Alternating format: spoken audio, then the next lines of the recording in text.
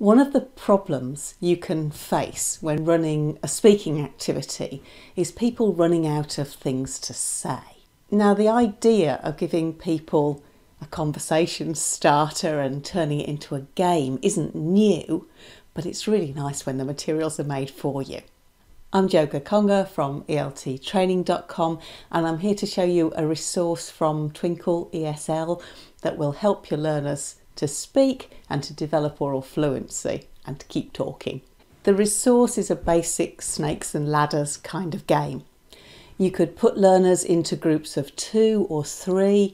I'd suggest not putting them in groups of much bigger than that, because then the output that each person has is obviously reduced. You've got a board, you need a dice. If you're doing it online, then you can find an app quite easily that'll do this for free, like this.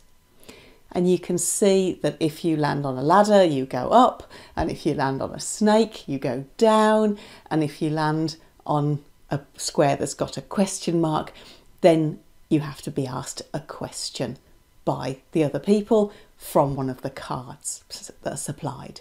The questions are given at 3 different levels, and there's a suggested time that you could try to speak for each question, for each level. It's a bit longer as you get higher up the levels, obviously.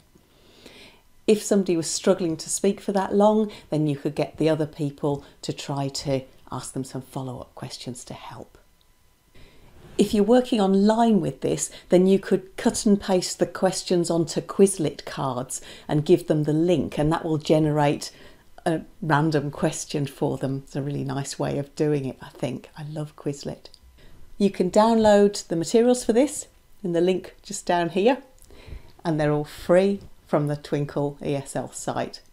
I think that this kind of open-ended fluency activity is great as a teacher for needs analysis. So while they're doing this activity, you can be monitoring, noting mistakes, and maybe you want to do some delayed error correction afterwards, or use those errors for future development, for future classes, so that you know what kind of language your learners are really struggling with. I hope you enjoy it.